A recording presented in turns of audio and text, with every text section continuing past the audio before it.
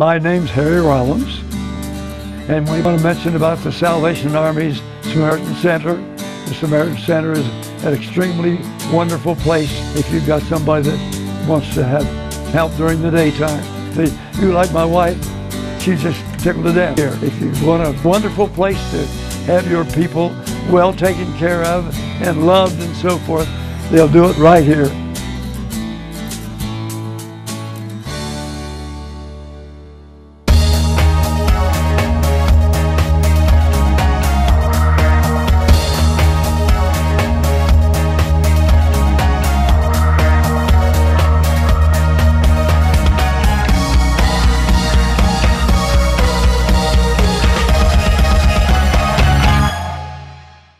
Welcome to today's show. I'm Mike Miller. Thanks for tuning in on Lancaster Perspective. My special guest today, Hollie Mattie, is the Director of Regional Planning for Fairfield County. Welcome, Hollie. How you doing? Thank you. I'm good. I'm glad to be here today. Well, I know we had a tough time getting you scheduled in on our part, but we do appreciate you coming in today. No problem. And we do enjoy having you.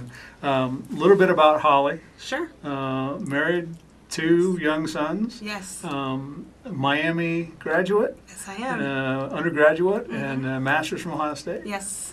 All in city and regional planning. Yes. Is it so? You knew at a young age this is what you wanted to do? I did. My freshman year at Miami, I was actually going to be a teacher. Was my goal. Okay. And as part of the education curriculum, you had to take a human geography class, and in that class, they taught us how cities grew, the theory behind it, and that led me into looking into this major and has led to my career.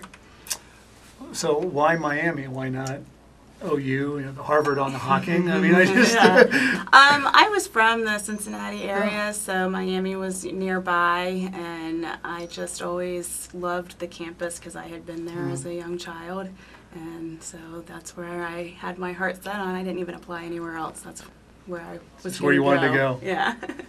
And you've been doing this for about 10 years now. Yeah, I've been with Fairfield County 10 years. Yeah, because I know years ago I used to stop into the zoning office and talk to you, and when Brooks Davis was there and a couple other people, and obviously you enjoy what you're doing. Absolutely, I love it.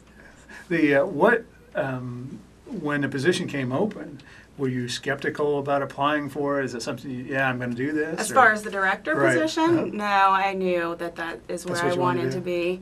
And Brooks had always told me, that he thought that I would be a good potential for it, and I knew he was going to be retiring, so it was an easy transition. I understand he plays golf every day. Yeah, he loves his golf game.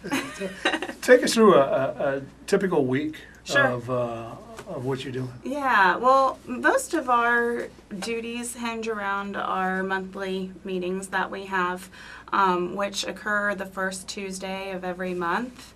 They're in the Commissioner's Hearing Room at the courthouse downtown on Main Street, and at those meetings are those open to the public? They are public meetings, yeah. At those meetings we review subdivision activity that may be going on in the county, any kind of zoning amendments that someone may apply for in one of the townships. So those are the actual action items that we review at those meetings. And then at those meetings I also give our Planning Commission just general planning updates if there's something going on at the state legislature that would affect planning, or just long-range planning activities that we may be working on. I give them updates at those meetings. And your office is in the courthouse? Yeah, we're in the courthouse, first floor, room 104. You talked about subdivisions. What's it take to put in a subdivision now, as far as, from cradle to grave? Sure. Well, there's 2 different kinds of subdivisions.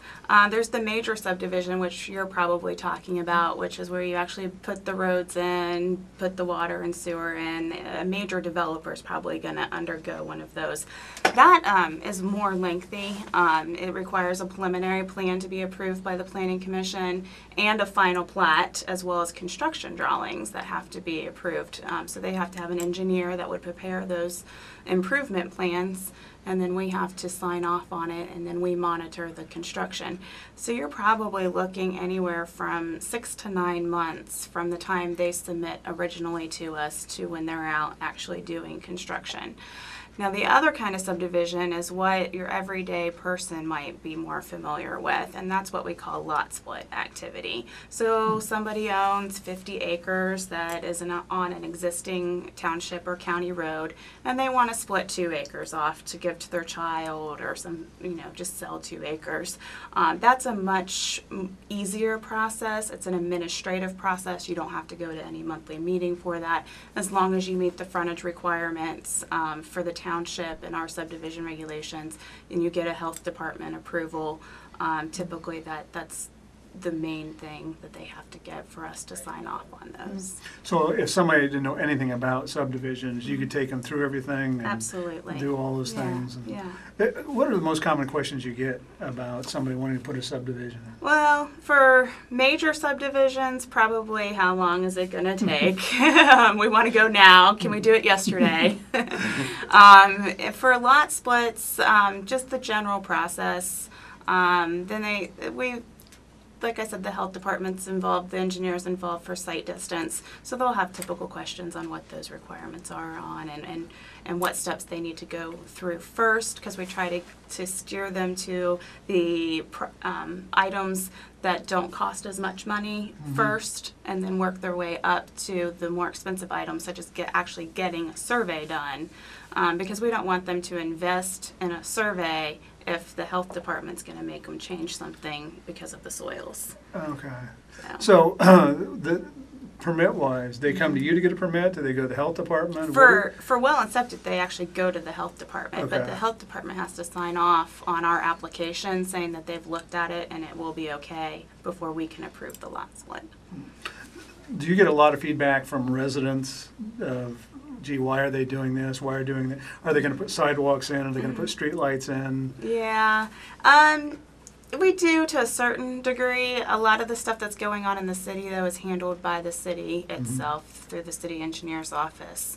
But yeah, if there's something out in the unincorporated area going on, especially when development was going fast and furious, we would get calls, what's going on in my backyard? I want to know. So, sure.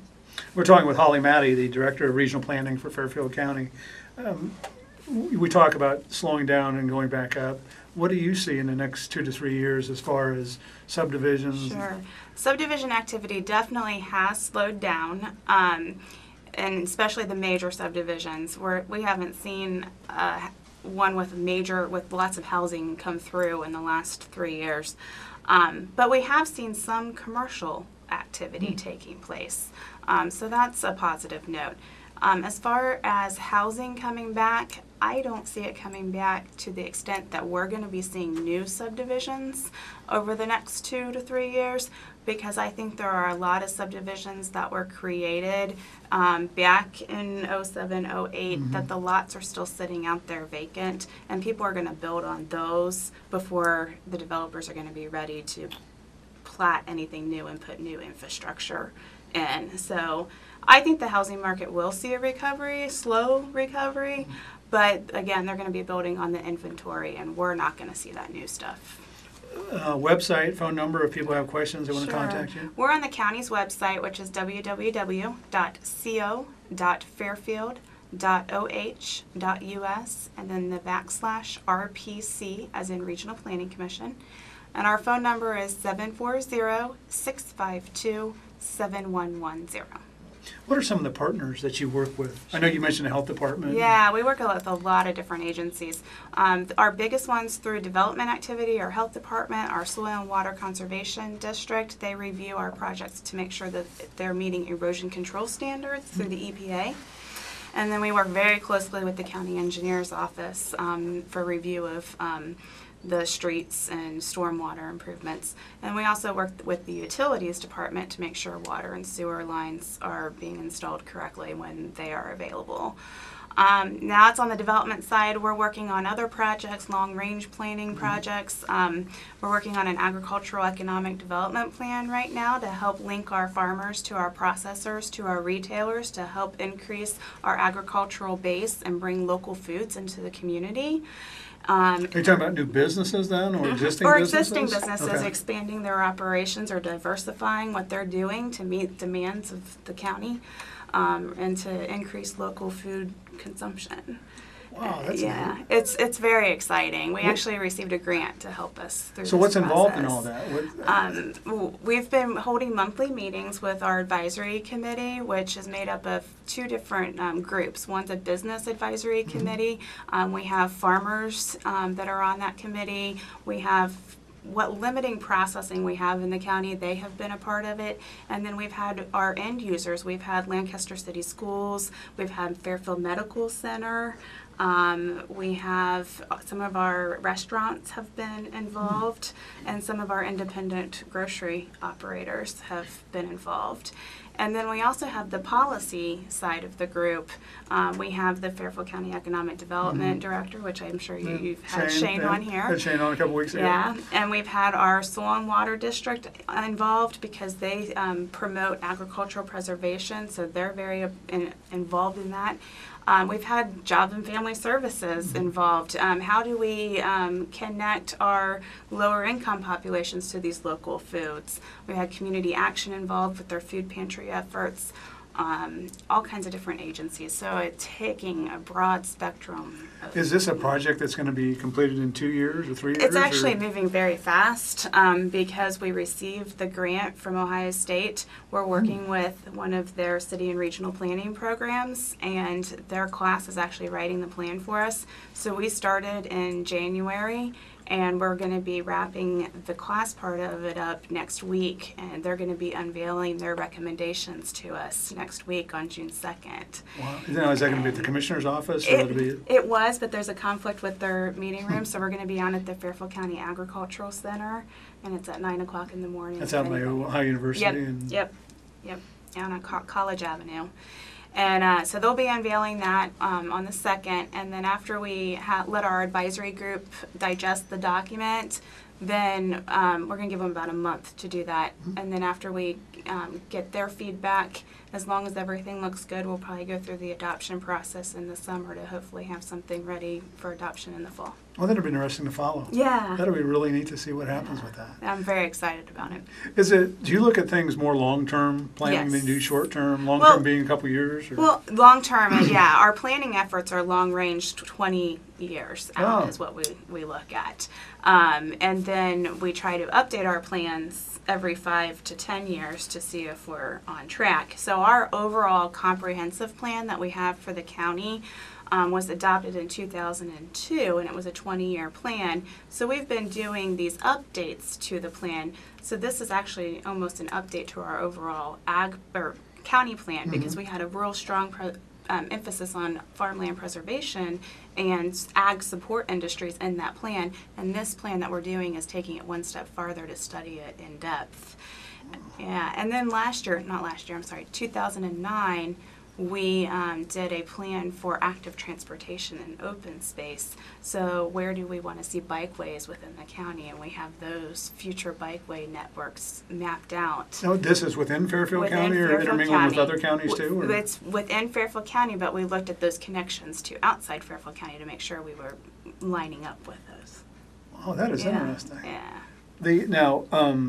When you do those things, do you report to the federal government, or do you give reports just to Fairfield County residents? It's a Fairfield County effort, so all the plans are adopted by the Regional Planning Commission first, and then they go to the county commissioners for adoption. Oh, that is interesting. I know we talked earlier about subdivisions, and there's always regulations for subdivisions. Sure. Do you ever get anybody say, "This is stupid. Why do we have this regulation? I mean, this does nothing." I mean, anytime you have regulatory power, you run into that. That's just inevitable in my mind. But you just have to explain it's for the health and safety of the public. What they may do, because they'll say, "Well, it only affects me," but it doesn't. It can have spillover effects on the welfare of the public. Do you talk to other counties and talk about their regulations? Yes. And how are you doing this? Yeah, especially if we ever do any kind of amendment to our regulations, we definitely call around to other counties to see what best practices they're using to make sure that we're incorporating in what's being utilized out there. Do you have counties call you and say, "Why are you doing this? How are you doing that?" Yeah, there's actually no trade secrets? No, not in county government. There's actually a County Planning Directors Association for Ohio, and they meet twice a year, and I try to go to those meetings. And then there's also an email connection that we have, so if any of us have questions, we can put that out there to all the other county directors and get feedback. It's interesting. And I know in addition, you get involved with floodwaters, things like that. There's regulations for those also? Yeah, and those are actually, that is where we do get involved with the federal government because that's through the Federal Emergency Management Agency, FEMA. And as part of that, we're required to in order to allow people to obtain insurance at the federal insurance levels, we have to have flood damage prevention regulations. And so we have those adopted, and then we follow the FEMA maps. Are those reviewed every year or every so many years? The maps or the regulations? They regulate both. The regulations we just updated. They hadn't really been done in the last maybe 15 years. We needed to do that, and we did get those updated. The maps are a different story because they are actually updated by FEMA, and they are going through that process right now, and they have not been updated since 1989. So we've received preliminary draft maps in February of 2010. And we held public open houses and public official open houses for several months. And then there was also an appeal period where residents could appeal these maps saying, we disagree with what FEMA is saying. And we handled those appeals. We were basically a pass-through agency. We funneled them up to FEMA. And they're in the process right now of addressing all of the appeals that were filed. Once those get addressed, then they'll issue a final map, and we'll have 6 months to get our regulations in line with those maps. Can you appeal that? Say, no, we're not. This isn't. Whatever they say is final. Yeah, once they go through those initial appeals that were filed and they've issued their determination, that is final. We're talking with Hollie Mattie, the Director of Regional Planning for Fairfield County. You can call her at 652-7110 if you have any questions. One of the other things that you get involved with is zoning for communities. And within Fairfield County, there's a lot of small communities, large communities. Talk a little bit about your involvement with zoning. Sure. We actually do not administer anyone's zoning code for them. Everybody has their own local zoning. So there are 13 townships in the county. 11 of them have zoning. 2 of them do not. But what we do is we act as a technical advisor to those communities. So if their zoning inspector has a question of how to interpret the zoning code or how to apply the zoning code, they can call us and we'll give them advice. The other thing that we do is, as part of the Ohio Revised Code, we are required to review any amendments to either their zoning text or to their zoning map. So if that's ever amended, it gets forwarded to us for review and comment at our monthly meetings. And then the last thing that we do for zoning is that we do go into contracts with some of our communities and do comprehensive updates to their codes. So we actually act as a consultant to them. We've worked with numerous communities in Fairfield County, and we just do an overall review of their code and give them recommendations on where they need to revise it to bring it up to date. You mentioned there's 13 townships within Fairfield County, and some have different zoning, and 2 of them don't. Right. Is it uncommon not to have any zoning ordinance? I would say that more rural areas typically don't, and the 2 that don't have zoning are in the southwest part of the county, Madison and Clear Creek. Townships do not have zoning, but once you get up more towards the suburban areas, that's where you feel those development pressures, and you do have the zoning. Is there a lot of pressure? Is it to change zoning or to, well, gee, they're doing it over there, why can't we do it over here? I don't know if there's a lot of pressure to change zoning. I just think that as development gets closer, then people start saying maybe we need to change our code to reflect what's coming. Now, have you ever been in a situation where somebody's come in and said, I want to build this, and you're thinking, no, there's no way, we're not doing this? I mean, is that, or do you just... I think what I try to do when somebody comes in is, even if it doesn't fit to what the zoning or the subdivision regulations allow, work with them to help figure out how it will fit. I don't want to turn anybody away and say, absolutely no, that's not going to work. Go try again. I try to work with them to figure out a way. You also get involved in the community development block grant, which is another. Yes. I didn't realize regional planning got in all this stuff. Yeah, But yeah. that's another section you get into. Right, that's another federal grant, but we're actually part of the Small Cities program, so our money comes from the state. And we receive approximately $272,000. The county receives that every year to do community improvement projects in our villages and our townships. And that can range from anything from sidewalks to planting trees right. to. Yeah, but it's to benefit low to moderate income residents. So an area has to be at least 51% low to moderate income in order to qualify for this money. The only exception to that is that if a community wants to do something that helps improve ADA, American Disabilities Access, then those qualify for the money regardless of the income level. So, like for instance, Violet Township has done handicap ramps, even though they don't meet that LMI Right. income. They've done those in the past. So, but Pleasantville and Thurston and Fairfield Beach area, we've funneled a lot of money into those areas to help because they do fall within that parameter of incomes. One of the other areas is fair housing also. You get involved. We get involved in fair housing, and that's through the CDBG program. It's a requirement through CDBG.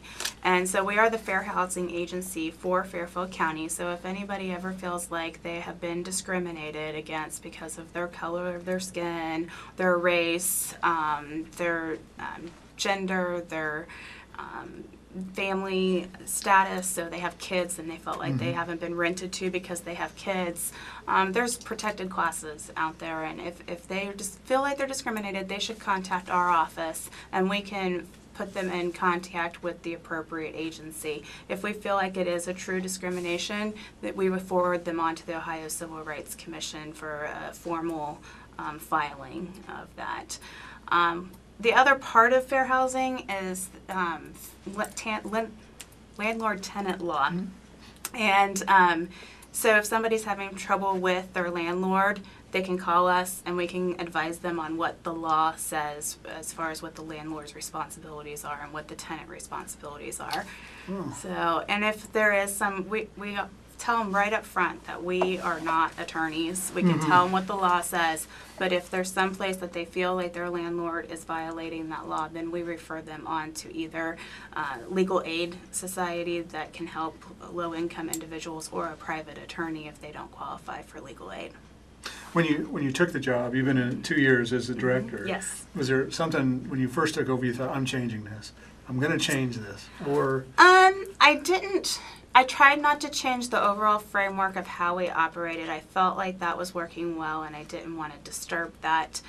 The one thing I did do is that we started sending out our monthly packets via email because we were sending out 100 packets every month, paper, in U.S. mail.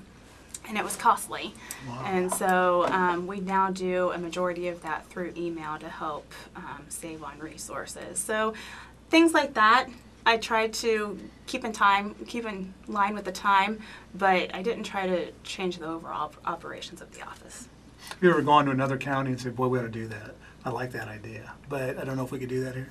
Yeah, there's been times, and probably more I've been to a city doing something, and I'm like, I wish we could do that. And they can do it sometimes because they have home rule. And what's home rule? Home rule means that they have a charter that guides them. They're not bound to the Ohio Revised Code. But at a county level, we don't have that home rule necessarily. So sometimes there's differences in what a city can do and what a county or township can do. And that's where I say, oh, I wish we could do that. Was there anything that you weren't ready for? I mean, when you first took over, just, well, I didn't expect this. The budget. Oh. Yeah, because it was 2009 when I took over, so right in the middle of all of the financial crisis. And we were one of the first agencies to be hit because our budget was 50% based on development fees, and development just Took a hit. Yeah, took a hit. And so that was something that was a big challenge to me for the first year or so. What's Holly like to do when she's not working? Be with my kids. They're my first priority. I love playing with them and just being with them and my husband. But I do like to play tennis. I don't play it like I should. I used to love to play, but I just don't have the time. And just, I love to go out to eat. That's one of my favorite. Any particular Italians? I mean, no, nothing particular. I just like to eat. I know what you mean. So that's my form of entertainment. Future plans? Is this something you want to grow into maybe a state level or federal level, or you like being where you're at? I like where I am. I think that it fits me well in my personality, and especially with my family, and we live here in the county, and it just works well for me right now. Well, that's great. Yeah. That's great. We do appreciate you coming on today. I mean, I know we had a couple scheduling snafus in the last couple of weeks, but it's been great. What's on your agenda for later on this week? To get the class, to communicate with the OSU class and get everything going for this agricultural economic development plan, because June 2nd is right around the corner. And, that's right. And that's my big thing on my plate for the next week or so. Oh, that'll be great. That'd be interesting. I like to. We'll have you back on. I'd like to know a little bit more about that, because that's. I didn't realize how developing that was. Yeah. And that's, well, again, Hollie Mattie, we appreciate you coming in, and best of luck and all the things you're doing, and thanks for taking this position. Were you surprised when they said you're the one we want, or did you just know that? I was happy. I don't know if I was necessarily surprised, because I think there was that transition that Bruce was trying to make, so it worked out well. And you don't play golf, right? So when you retire, what are you going to do? No, I know. I don't know what I'm going to do when I retire. That's a long way from now. So. Well, again, Hollie Mattie, the Director of Regional Planning, you can call her at 652-7110, or the website is www.co.fairfield.oh.us/RPC. Yep. Good. Thank you very much for coming. Thank you. in. I appreciate it. Thanks for tuning in today. And remember, until we meet again, let's make a difference.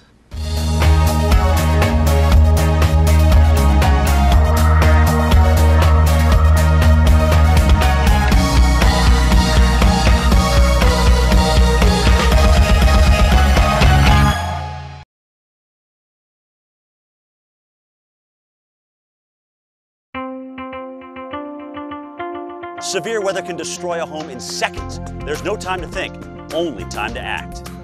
Have a kit so you're ready for any emergency. Develop a plan for what you and your family will do before disaster strikes, and stay informed during severe weather any way you can. It can be the difference between losing your possessions and losing your life. Just ask the owners of this house. Visit ready.gov for ways to prepare your family for emergencies.